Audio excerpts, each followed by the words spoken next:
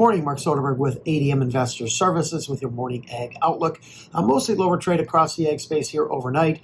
Beans right now, the only futures in the green, and that's trading 1 to 2 cents better. Meal is off about $2. Bean oil has firmed back up to unchanged. Crush margins continue to pull back a little bit.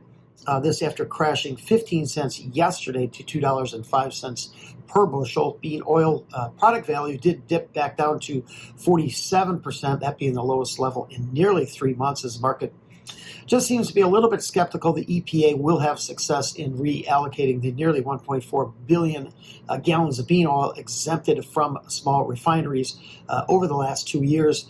Corn right now is 1 to 2 lower, while wheat prices range from 3 to 6 cents lower.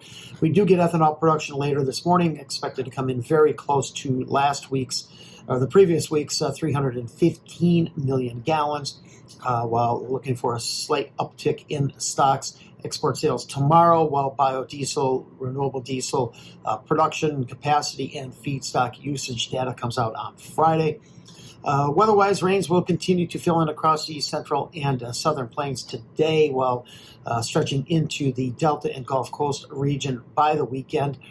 Rains will be limited across the central Midwest with light totals in the Great Lakes region, as well as other areas in the northwestern Corn Belt. Overall temperatures are expected to remain in a normal to slightly below normal pattern, really into the first full week of September. U.S. import tariffs from India have doubled now to 50% as they continue to purchase crude oil from Russia. Stance Canada, they're out tomorrow with production updates. Bean prices just seem to fluctuate almost on a daily basis on rumors of U.S. trade delegates meeting with Chinese officials.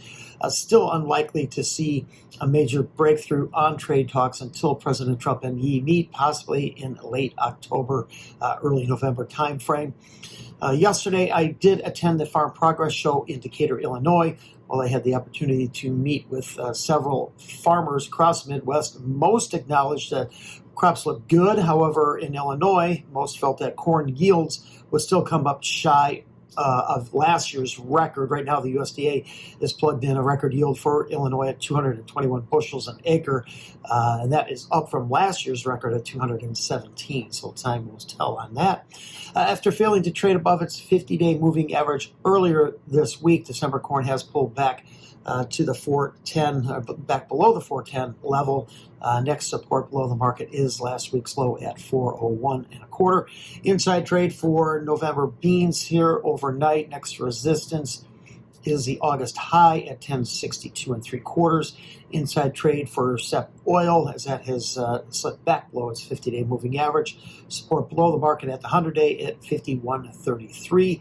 The meal continues to just consolidate just below that $300 level, that in the September contract. A new contract low overnight for both September KC and Minneapolis futures.